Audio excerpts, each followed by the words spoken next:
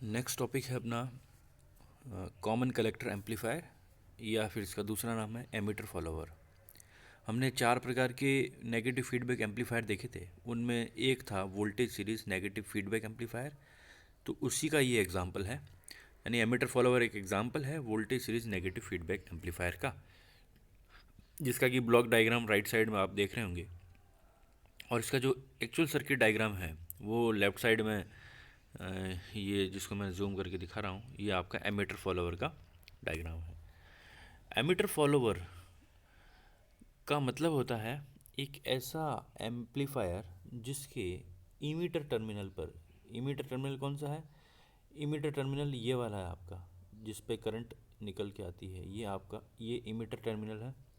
इस emitter terminal पर जो आउटपुट सिग्नल हम निकालते हैं, यहाँ पर देखो हमेशा तो आपने पिछली बार ये देखा होगा कि जो सिग्नल हम यहाँ कलेक्टर पे निकालते हैं, इस जगह सॉरी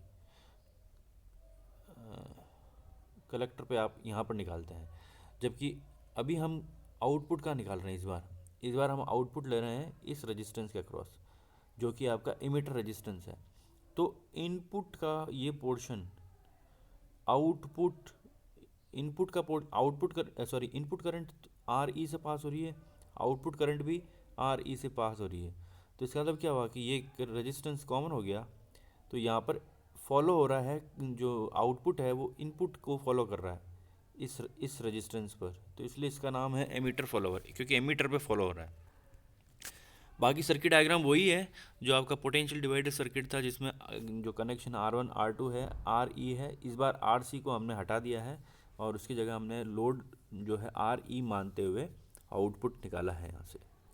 तो आपका ये हो गया VS, ये आपका इनपुट सिग्नल हो गया,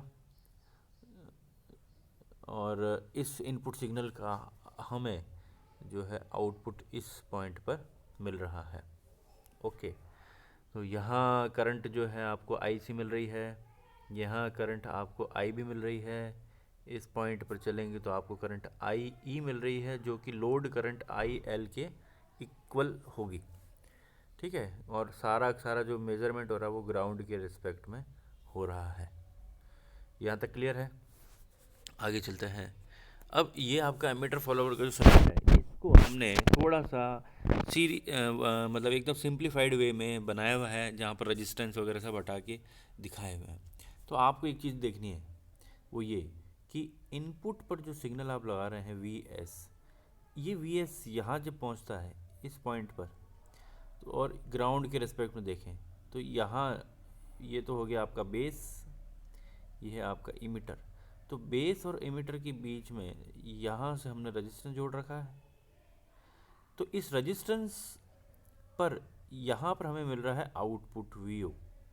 अब क्योंकि आउटपुट का कुछ पोर्शन इनपुट में जा रहा है फीडबैक के रूप में, तो आपको यहाँ पर एक वोल्टेज डेवलप होते हुए मिलेगा, जिसको बोलते हैं फीडबैक वोल्टेज, इस लेवल पर। क्योंकि रेजिस्टेंस जिस पॉइंट से जुड़ा हुआ है ग्राउंड से, वहाँ VF मिलेगा, और यहाँ पर ट्रांजिस्टर के इनपुट पर जो सिग्नल आ रहा है वो है VI, जो कि यहाँ से लेकर यहाँ तक आपको मिलेगा। तो VI और VF हो गया सीरीज़ में। ठीक है, तो इसी चीज़ को हम यहाँ पर दिखा रहे हैं एक डायग्राम के अंदर, जहाँ VS आपका इनपुट सिग्नल हो गया, यहाँ पर VI जो होगा, VI वो क्या हो जाएगा, VS माइनस VF, और जो नीचे सिग्नल आपको दिख रहा है वो आपका वो है VF, क्योंकि VO इक्वल टू VF होगा ग्राउंड के रिस्पेक्ट में। तो ये चीज़ है। अब इसको आगे चलते हैं। तो जो चीज़ हमने अभी बताई है वो सब यहाँ लैंग्वेज के रूप में लिखी हुई है, आप वीडियो पॉज करके इस लैंग्वेज को पढ़ सकते हैं। और वैसे मैंने ग्रुप में नोट्स शेयर कर रखे हैं, उसमें भी डिटेल में दे रखा है। तो आगे चलते हैं। बीटा फैक्टर जो है वो BF/V हो जाएगा, यानी 1 आएगा उसकी वैल्यू, और 180 डिग्री फेज शिफ्ट होगा। इसमें नेगेटिव फीडबैक एम्पलीफायर है। 180 डिग्री फेज शिफ्ट का कारण क्योंकि कॉमन एमीटर एम्पलीफायर है। अब इसकी एनालिसिस करते हैं, इसकी AC एनालिसिस करते हैं। तो सबसे पहले हम इसकी करंट गेन निकालेंगे, फिर हम इसका वोल्टेज गेन देखेंगे, इनपुट इम्पिडेंस देखेंगे, आउटपुट इम्पिडेंस देखेंगे, और इसकी पावर गेन देखेंगे। तो ये 5 फैक्टर हमें निकालने हैं। तो इसके लिए जो सर्किट हमें ऊपर दे रखा था, उस सर्किट को हमें सिंप्लीफाई वे में बनाना है कॉमन एमिटर ट्रांजिस्टर का जो है बेसिक एम्पलीफायर सर्किट, वो आपको मैंने बता रखा है ऑलरेडी कि वो किस तरह से बनता है। तो ये आपका कॉमन बेसिक एम्पलीफायर जो है आपका, ये बेसिक एम्पलीफायर हो गया। ये फीडबैक नेटवर्क जो आपको यहाँ दिख रहा है, ये है आपका फीडबैक नेटवर्क, जो कि रजिस्टेंस का ही रूप, क्योंकि रजिस्टेंस के थ्रू ही फीडबैक हो रहा है, इनपुट का कुछ पोर्शन आउटपुट में जा रहा है, तो ये हो गया। तो ये आपका बीटा फैक्टर हो गया, ये आपका ट्रांजिस्टर हो गया, बेसिक एम्पलीफायर हो गया, जिसकी गेन ए भी होती है। और यहाँ इसके इनपुट पर हम सिग्नल लगा रहे हैं, आउटपुट हम यहाँ से जो है एंटर करा रहे हैं वापस इसमें, और यहाँ पर आपको वी एफ मिलेगा इसके आउटपुट में। ठीक है, तो ये चीज़ है। ये सर्किट डायग्राम आप एग्ज़ाम में अगर आपको बनाना तो यही बनाना है। तो तो यहाँ इनपुट पर करंट आई भी आ रही है, यहाँ कलेक्टर देखो बेस है, ये आपका बेस हो गया, ये आपका कलेक्टर हो गया, ये आपका इमीटर टर्मिनल हो गया, और ये आपका बेसिक ट्रांजिस्टर हो गया एम्पलीफायर। अब यहाँ पर इनपुट करंट आ रही है आई बी, यहाँ से आ रही है आई सी, और यहाँ से जो करंट नीचे जा रही है वो है आई ई, और यही करंट लोड करंट के इक्वल होगी, क्योंकि यही आई एल है। ठीक है, अब यहाँ से देखने पर ट्रांजिस्टर के बेसिक ट्रांजिस्टर का इनपुट रेजिस्टेंस ग्राउंड के रेस्पेक्ट में देखने पर कितना आता है यहाँ से, वो है जेड आई। कितना है? जेड आई। जबकि ओवरऑल देखेंगे, ये जो बॉक्स है पूरा यहाँ से लेकर यहाँ तक, ये क्या शो करता है? ये वाला बॉक्स शो करता है, जो बड़ा वाला बॉक्स वो शो करता है नेगेटिव फीडबैक एम्पलीफायर को, जबकि स्मॉल वाला बॉक्स जो है वो क्या शो करता है? बेसिक एम्पलीफायर को। तो यहाँ ग्राउंड के रेस्पेक्ट में ये यहाँ से जो रेजिस्टेंस मेजर होगा वो कहलाएगा आपका जेड आई विथ फीडबैक, तो जेड आई एफ। और आउटपुट जो है उसके लिए हम अभी अलग से एक डायग्राम बनाएंगे, क्योंकि आउटपुट जब भी निकालते हैं तो इनपुट वोल्टेज सोर्स को शॉर्ट करते हैं और आउटपुट में लोड रेजिस्टेंस को हटा देते हैं। तो ये चीज़ हम देखेंगे। तो ये डायग्राम आपको समझ लेना है। इसको बोलते हैं अप्रॉक्सीमेट एसी इक्विवेलेंट सर्किट, है ना, एसी तुल्य परिपथ। अब इसमें सबसे पहले हम निकालेंगे करंट गेन। तो करंट गेन का फॉर्मूला सिंपल सा होता है कि output current divide by input current. तो आउटपुट करंट है लोड करंट कहें, जिसको आई ई के इक्वल लिखते हैं हम, आई ई, और इनपुट करंट है आई बी। तो A I F is equal to I E upon I B. अब आई ई को हम लिखते हैं I B plus I C, I B plus I C. तो ऊपर आ जाएगा I B plus I C divide by I B. तो अलग अलग सेपरेट करके लिखेंगे इसको, तो ये हो जाएगा 1 plus I C upon I B. और आई सी अपन आई बी होता है बीटा, या जिसको हम एच एफ ई लिखते हैं अगर एच पैरामीटर के रूप में लिखें, जिसको बोलते हैं current gain, beta current gain of transistor amplifier. तो ये हो गया आपका बीटा। तो हमने इस इक्वेशन को लिखा A I F equal to 1 plus H F E. ठीक है, अब इनपुट इम्पिडेंस निकालें। तो इनपुट इम्पिडेंस के लिए हमने जैसे ये डायग्राम अभी बताया आपको कि ये वाला डायग्राम आपको देखना है। यहाँ पर इस डायग्राम को लेते हुए हम निकाल रहे हैं इनपुट इम्पिडेंस। तो इनपुट इम्पिडेंस का फॉर्मूला है Z I F equal to input voltage divide by input current. तो input voltage with feedback Z I F equal to हो जाएगा, इनपुट वोल्टेज है वी एस है, क्योंकि आपने यहाँ देखा था ये आपका इनपुट वोल्टेज है वी एस, और आपका इनपुट वोल्टेज हो गया वी एस, और जो इनपुट करंट होगी वो आप देखें तो वो हो जाएगी आपकी बेस करंट, जो कि है आपकी आई बी।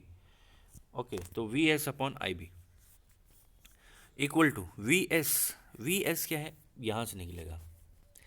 तो यहाँ देखें, इस पॉइंट पर और इस पॉइंट के बीच में जो वोल्टेज इनपुट लगा रहा है वी एस, वो किस किस रूप में यूज़ आ रहा है।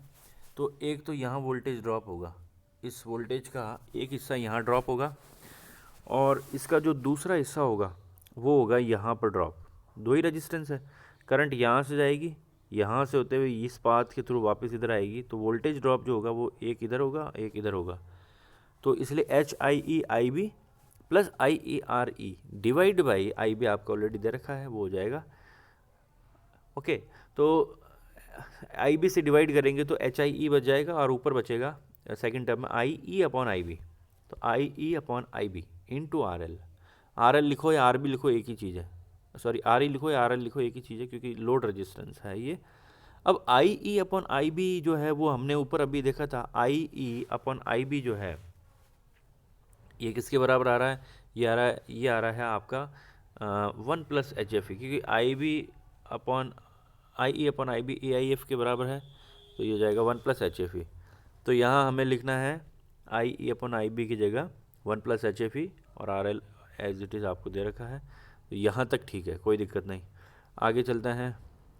जो बेसिक एम्पलीफायर है उसका जो इनपुट रेजिस्टेंस है ZI वो लगभग HIE के बराबर आता है। इसको आपको सीधा ही लिख देना है, कोई इश्यू नहीं है। तो ZIF = ZI + 1 + HFE RL। इसका मतलब क्या हुआ कि जैसा मैंने बताया था वोल्टेज सीरीज़ है, तो इनपुट इम्पिडेंस इसका बढ़ेगा ही बढ़ेगा, और कितना बढ़ेगा 1 + HFE RL से। ठीक है, आगे चलें। ये ZIF डैश आप छोड़ दीजिए, इसको ज़रूरत नहीं है। वोल्टेज गेन की बात करते हैं। वोल्टेज गेन में देखो विथ फीडबैक, तो आउटपुट वोल्टेज क्या है VO, इनपुट वोल्टेज क्या है VS। बार बार मैं आपको बता चुका हूँ, तो आपको ये चीज़ याद रखनी है। ये आउटपुट वोल्टेज जो है वो VO, इनपुट वोल्टेज VS है, ना कि VI या कुछ और। तो VO अपॉन VS लिखा जाएगा। तो VO जो होगा आउटपुट वोल्टेज, वो कहाँ आ रहा है, वो आ रहा है लोड के ऊपर। लोड का आपका ये रहा, आई आर ई जो है वो आपका लोड रेजिस्टेंस है। तो यहाँ पर वी ओ जो वोल्टेज होगा वो क्या होगा, आई ई आर ई। तो जहाँ पर वी ओ आ रहा है वहाँ लिखेंगे आई ई आर ई लिखो या आई ई आर एल लिखो, क्योंकि R E R L same है। और नीचे वी एस जो वी एस की जगह हम लिखेंगे I B into Z I F. ये क्लियर होना चाहिए कि वी एस जो है वो क्या हो जाएगा आई बी, क्योंकि देखो इनपुट करंट जो है आई बी है और इनपुट इम्पिडेंस कितना आ रहा है जेड आई एफ इस पॉइंट पर। तो ये हो जाएगा जेड आई एफ, सॉरी कहाँ गया, कहाँ गया ए आई एफ, हाँ। तो ये वी एस जो हो जाएगा वो हो जाएगा I B into Z I F. तो I E R L upon I B into Z I F. तो I E upon I B को फिर से हम ए आई एफ लिखेंगे, और ए आई एफ की जगह हम फिर से लिखेंगे 1 + HFE। ऊपर एक इक्वेशन दे रखी है 2A, उसको यूज लेते हैं ना। ए आई एफ जो है ना वो आ रहा है आपका ऊपर इक्वेशन नंबर 1 में 1 + HFE। एक तो हमने वहाँ से लिया 1 + HFE into R L upon Z I F, है ना। और फिर हमने क्या किया कि जो 1 + HFE है उसकी जगह रिप्लेस किया, 1 + HFE आर एल की जगह रिप्लेस किया ZIF - ZI divide by ZIF। तो ZIF divide by ZIF 1 - ZI upon ZIF, that is yes HIE upon ZIF। ठीक है, तो जो ओवरऑल हमें इक्वेशन नंबर जो 3 मिलेगी वो है वोल्टेज गेन विथ फीडबैक। वो शो कर रहा है 1 - HIE अपॉन RIF, यानी कि HIE अपॉन RIF जो टर्म जो भी कुछ वैल्यू आएगी वो एक में से लेस हो रही है, यानी वोल्टेज गेन जो होगी वो <1 होगी। यही इसका एक सबसे इम्पोर्टेंट पॉइंट है कि एमीटर फॉलोवर की वोल्टेज गेन हमेशा 1 या उससे कम होती है। ये चीज़ आपको हमेशा याद रखनी चाहिए कि एमीटर फॉलोवर हो तो एमीटर फॉलोवर जो होता है उसकी जो वोल्टेज गेन है वो 1 से कम होती है, लेकिन करंट गेन 1 से कम नहीं होती, क्योंकि करंट गेन का फॉर्मूला देखो वो है 1 + HFE। तो करंट गेन ज़्यादा होती है, यानी कि अगर आपको कहीं पर इम्पिडेंस मैचिंग करनी है तो वहाँ पर जो है एमीटर फॉलोवर का बहुत अच्छे से यूज़ लिया जा सकता है। अब आप बात करें आउटपुट इम्पिडेंस की, तो आउटपुट इम्पिडेंस के लिए मैंने जैसा कहा कि अब ये सर्किट आपका काम आएगा। आउटपुट इम्पिडेंस के लिए input resistance sorry input source को तो करते हैं शॉर्ट, तो वी एस हो गया ज़ीरो, वी एस हो गया ज़ीरो, और आउटपुट में लोड को हटा देते हैं। तो लोड था आर ई को हटा दिया। अब आप यहाँ से देखो कि टर्मिनल 2 जो दे रखा आपको, टर्मिनल 2 ये वाला टर्मिनल, यहाँ पर आपको आउटपुट वोल्टेज मिल रहा है बिना लोड के, यानी ओपन टर्मिनल पर हम निकाल रहे हैं इसको। तो ZOF इक्वल टू जाएगा वी ओ अपॉन आई ई, कोई दिक्कत ही नहीं। और वी ओ की जगह हम लिखेंगे RS + HIE IB। आप देख सकते हैं जो वोल्टेज ड्रॉप हो रहा है वो कहाँ कहाँ हो रहा है, HIE और सीरीज़ रेजिस्टेंस RS जो है हम मानते हैं कि कोई भी सर्किट है उसका जो बैटरी वगैरह हम लगा रहे हैं उसका कुछ रेजिस्टेंस होता है, उसको RS मान लेते हैं। तो RS + HIE into IB divide by IE। तो इसको सॉल्व करेंगे तो ये आ जाएगा RS + HIE, और IE अपॉन IB जो नीचे आएगा, उसकी जगह हमने लिखा है 1+HFE, क्योंकि ये इक्वेशन नंबर 1 से आप समझ सकते हैं ये कैसे लिखा गया। तो 1+HFE जो है उसकी वैल्यू HIE से बहुत ज़्यादा होती है, इसलिए ZOF की वैल्यू जो होती है वो कम होती है। तो इनपुट रेजिस्टेंस तो बढ़ता है और आउटपुट रेजिस्टेंस इसका घटता है। तो ये चीज़ें हो गई। अब जो इसका लास्ट है वो है पावर गेन। पावर गेन एक सिंपल सा टर्म है। आप चाहो तो वोल्टेज गेन और इनटू करंट गेन करेंगे तो पावर गेन मिल जाएगा, क्योंकि वोल्टेज गेन आपकी लगभग 1 के बराबर है या उससे कम है, तो पावर गेन लगभग वोल्टेज करंट गेन के इक्विवेलेंट ही होती है। तो ये चीज़ है। अब इसके जो यूजेज हैं वो देख लीजिए। तो इसमें जो पहला यूजेज है वो है कि ये एक तरह से करंट गेन आपको देता है, तो ये एक तरह से करंट एम्पलीफायर या पावर एम्पलीफायर के अंदर यूज़ आता है। हमने पावर एम्पलीफायर ऑलरेडी पढ़ लिया है। और दूसरा है इम्पीडेंस मैचिंग में इसका बहुत बड़ा रोल है, क्योंकि ये इम्पीडेंस मैचिंग का मतलब होता है कि किसी एक सर्किट से या किसी एक पॉइंट से दूसरे पॉइंट पर एनर्जी ट्रांसफ़र करनी है या पावर ट्रांसफ़र करना है या करंट वोल्टेज कुछ भी ट्रांसफ़र करना है, तो उनके वोल्टेज उनके जो रेजिस्टेंस है वो मैच करवा के ऐसा किया जा सकता है। क्योंकि मैक्सिमम पावर ट्रांसफ़र तभी होती है जब सोर्स रेजिस्टेंस और लोड रेजिस्टेंस इक्वल हों। तो इक्वल करने के लिए हम बीच में एक जो है आपका एमीटर फॉलोअर लगा देते हैं, क्योंकि इसका इनपुट इम्पीडेंस ज़्यादा है, इसका आउटपुट इम्पीडेंस कम है। तो इसलिए ये एक ऐसी जगह यूज़ आ सकता है जहाँ पर इनपुट रेजिस्टेंस जिसका ज़्यादा है वहाँ से पावर मैक्सिमम ट्रांसफ़र हो जाती है इसके थ्रू, और जहाँ लोड रेजिस्टेंस कम है वहाँ लोड के थ्रू इसका पावर ट्रांसफ़र किया जा सकता है। ये ऑलरेडी मैंने आपको बताया हुआ किस तरह से होती है। तो इम्पीडेंस मैचिंग में ये होती है। तो ये आपका जो है एमीटर फॉलोअर टॉपिक यहाँ पर कंप्लीट होता है।